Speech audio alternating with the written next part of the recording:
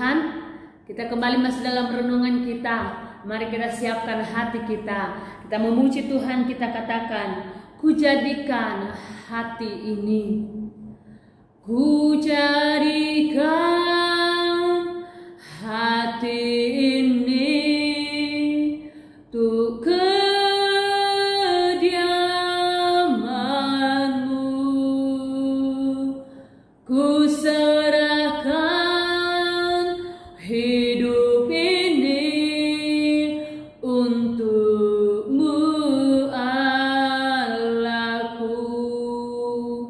Di hati inilah rumah-Mu, di hati inilah bait-Mu, dimanapun ku kan berada,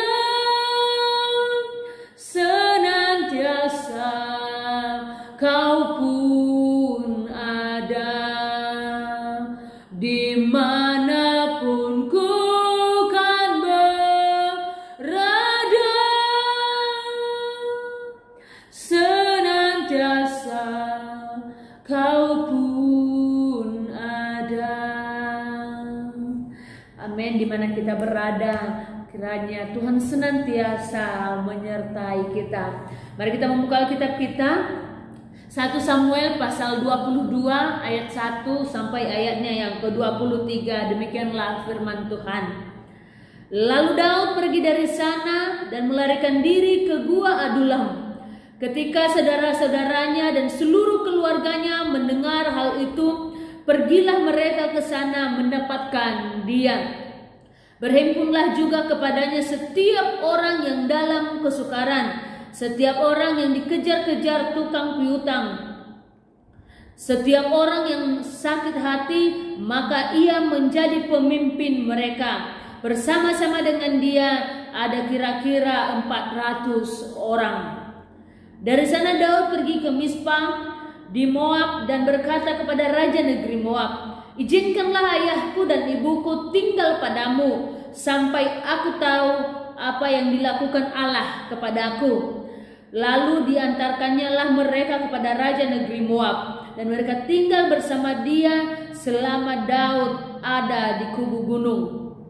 Tetapi Gad nabi itu berkata kepada Daud, janganlah tinggal di kubu gunung itu, pergilah dan pulanglah ke tanah Yehuda. Lalu pergilah Daud dan masuk ke hutan Keret. Hal itu terdengar oleh Saul, sebab Daud dan orang-orang yang bersama-sama dengan dia telah diketahui tempatnya. Adapun Saul ada di Gibea, sedang duduk di bawah pohon tamariska di bukit, dengan tombaknya di tangan, dan semua pegawainya berdiri di dekatnya. Lalu berkatalah Saul kepada para pegawainya yang berdiri di dekatnya, cobalah dengar ya orang-orang Benyamin. Apakah anak Isai itu juga akan memberikan kepada kamu sekalian ladang dan kebun anggur? Apakah ia akan mengangkat kamu sekalian menjadi kepala atas pasukan 1000 dan atas pasukan 100, sehingga kamu sekalian mengadakan persepakatan melawan aku, dan tidak ada seorang pun yang menyatakan kepadaku bahwa anakku mengikat diri dengan anak Isai itu? Tidak ada seorang pun dari kamu yang cemas karena aku, atau yang menyatakan kepadaku bahwa anakku telah menghasut pegawaiku melawan aku menjadi penghadang seperti sekarang ini.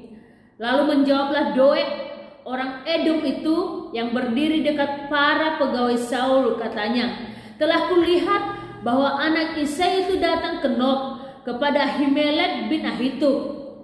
Ia menanyakan Tuhan bagi Daud dan memberikan bekal kepadanya. Juga pedang Goliat orang Filistin itu diberikannya kepadanya.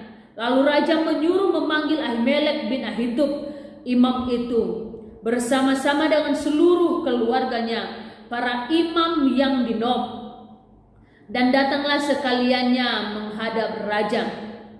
Kata Saul, cobalah dengar ya anak Ahitub, Jawabnya, "Ya Tuanku." Kemudian bertanyalah Saul kepadanya, "Mengapa kamu mengadakan persepakatan melawan aku, engkau dengan anak Isai itu, dengan memberikan roti dan pedang kepadanya, menanyakan Allah baginya, sehingga ia bangkit melawan aku menjadi penghadang seperti sekarang ini?" Lalu Ahimelek menjawab raja, "Tetapi siapakah di antara segala pegawaimu yang dapat dipercaya seperti Daud? Apalagi ia menantu raja dan kepala para pengawalmu dan dihormati dalam rumahmu? Bukan ini pertama kali aku menanyakan Allah bagi dia. Sekali-kali tidak. Janganlah kiranya raja melontarkan tuduhan kepada hambamu ini, bahkan kepada seluruh keluargaku. Sebab hambamu ini tidak tahu apa-apa tentang semuanya itu, baik tentang perkara kecil maupun perkara besar." Tetapi raja berkata, "Engkau mesti dibunuh, Ahimelek, engkau dan seluruh keluargamu." Lalu raja memerintahkan kepada bentara yang berdiri di dekatnya, "Majulah dan bunuhlah para imam Tuhan itu, sebab mereka membantu Daud. Sebab walaupun mereka tahu bahwa ia melarikan diri, mereka tidak memberitahukan hal itu kepadaku." Tetapi para pegawai raja tidak mau mengangkat tangannya untuk memarang imam-imam Tuhan itu.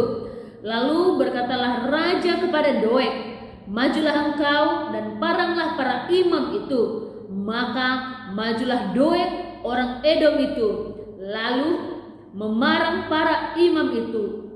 Ia membunuh pada hari itu 85 orang yang memakai baju efod dari kain lenan.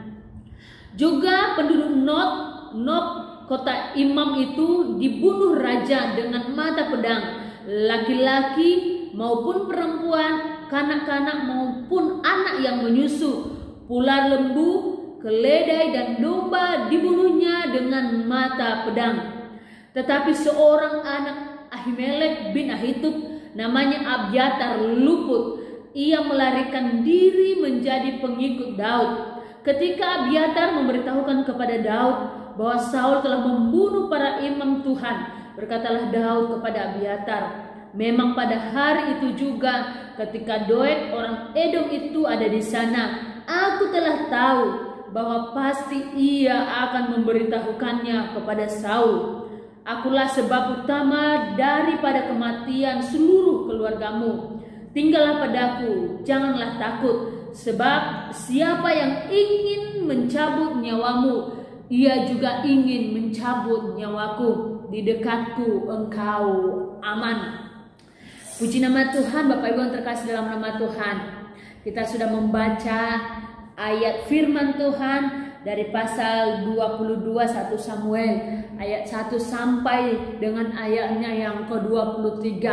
Di sana dikisahkan bahwa Daud melarikan diri dari Saul karena Saul berikhtiar membunuhnya. Dan setelah dia melarikan diri, ada seorang imam yang membantunya yang disebut dengan Ahimelek.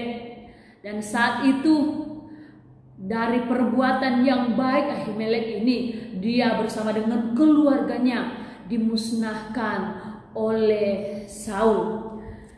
Tema renungan kita hari ini, kuasailah hatimu. Bapak Ibu yang terkasih di dalam nama Tuhan Yesus, Saul begitu benci dan marah kepada Daud karena perkara waktu Daud melawan Goliat di pasal-pasal sebelumnya, dan disebutkan bahwa kepada Daud disebutkan berlaksa-laksa membunuh musuh, sementara Saul hanya beribu-ribu. Jadi mulai dari kata-kata ini, Saul begitu marah kepada Daud karena diperhitungkan kepadanya jumlah yang kecil dalam peperangan, sementara kepada Daud yang adalah bukan siapa-siapa di dalam Israel, tetapi ketika dia melawan Goliat, disebutkan kepadanya dia melawan musuh berlaksa-laksa. Jadi mulai dari saat itu Saul sakit hati, Saul marah. Dia tidak mampu lagi mengendalikan emosinya hanya gara-gara perkataan yang telah didengarnya itu.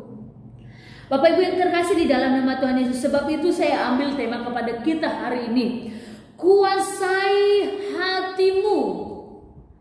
Hati adalah pancaran kehidupan. Apa yang kita alami dalam hati kita, kalau kita merasa damai, saya percaya kehidupan kita sehari-hari juga bisa damai.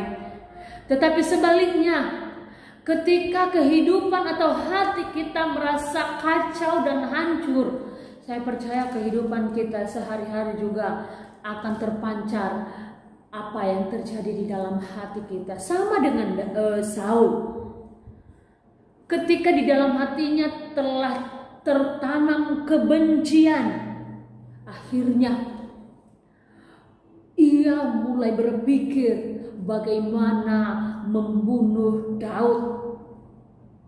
Yang harusnya dia mau mempertahankan Daud ini jadi tentaranya, jadi panglimanya. Tetapi karena hati yang sudah membenci, ini tidak jadi, malah dia memusuhi Daud, ingin membunuh Daud. Perhatikan Bapak Ibu dari ayat 6 sampai ayat yang ke-23, apa yang dilakukan oleh Saul. Dia berkata kepada orang Benyamin, kenapa engkau tidak mengatakan kepadaku? Mengapa engkau bekerja sama dengan Daud? Kenapa engkau tidak memberitahukan kepadaku tentang Daud? Kenapa engkau mau membantu Daud? Dia berkata ini kepada orang-orang yang ada di Gibeah. Sebab itu seorang yang bernama Doeg, orang Edom, berkata kepada Saul, Raja, telah kulihat bahwa Imam Ahimelek telah membantunya menanyakan Tuhan untuk Daud. Bapak Ibu yang terkasih di dalam nama Tuhan Yesus, apa yang dilakukan oleh Ahimelek itu baik, membantu Daud. Tetapi perbuatan baiknya ini pun mendatangkan kecelakaan kepadanya. Karena hati Saul yang tidak dapat ia kuasai, ia memanggil para imam ini, dia memanggil keluarganya, dan selanjutnya kalau firman Tuhan katakan orang-orang Nob juga dibunuhnya. Bapak Ibu yang terkasih dalam nama Tuhan Yesus, betapa dahsyatnya akibat ketidakmampuan menguasai hati. Setelah benci, akhirnya bisa membunuh. Ini mendatangkan dosa yang besar di hadapan Tuhan Allah. Kebencian yang mendalam dan akhirnya membunuh. Apa yang dilakukan oleh Saul itu akibat dari hati yang tidak mampu dikuasai. Orang yang membantu Daud tidak bersalah, tidak tahu apa-apa, tetapi harus menanggung kematian yang mengerikan. Bapak Ibu yang terkasih dalam nama Tuhan Yesus, ketika kita sudah tahu bahwa tidak baik kalau kita tidak mampu menguasai diri, ada dua cara yang saya mau sampaikan kepada kita. Bagaimana kita mampu menguasai hati kita? Yang pertama, izinkan Allah bekerja dalam hidupmu. Ketika engkau merasa benci kepada orang lain, berlutut berdoa dan minta Allah menguasai hatimu, membuang segala kebencian, membuang hal-hal yang tidak menyenangkan hati Tuhan. Saul tidak melakukan hal ini. Dia dikuasai oleh kebencian dan dia tidak mau mencari Tuhan. Hanya mementingkan egonya, hanya mementingkan keinginannya. Izinkan Allah bekerja dalam hidupmu. Yang kedua, pikirkan hal-hal yang terbaik yang pernah orang itu lakukan. Pikirkan hal yang baik yang pernah dilakukan oleh orang itu kepadamu, kepada keluargamu. Daud sudah melakukan hal yang luar biasa, yang hebat dalam melawan Goliat. Tetapi karena kebencian dan hati yang tidak dapat dikuasai oleh Saul, dia tidak mengingat kebaikan yang boleh dilakukan oleh Daud yang telah melepaskan mereka dari kuasa peperangan yang dilakukan oleh orang Filistin. Dia tidak mengingat lagi. Karena itu Bapak Ibu yang terkasih dalam nama Tuhan Yesus, saya rindu kepada kita. Dua hal ini harus kita pikirkan dan lakukan. Izinkan Allah bekerja dalam hidupmu. Dan yang kedua, pikirkan hal-hal yang terbaik yang pernah orang itu lakukan kepada kita. Sehingga pada akhirnya kebencian yang telah tertanam di dalam hati kita itu akan hilang dan kita boleh merasa damai. Sehingga terjadilah yang dituliskan oleh tema kita hari ini. Kita mampu menguasai hati kita. Demikianlah firman Tuhan hari ini. Tuhan memberkati kita. Mari kita berdoa. Bapa dalam surga, Tuhan dan Juru Selamat kami, terima kasih buat firman-Mu. Terima kasih karena Engkau mengingatkan kami untuk kami dapat menguasai hati kami. Berkati kami dalam satu hari ini, pimpin kehidupan kami. Dalam nama Yesus kami berdoa dan bersyukur. Haleluya. Amin. Tuhan Yesus memberkati semua.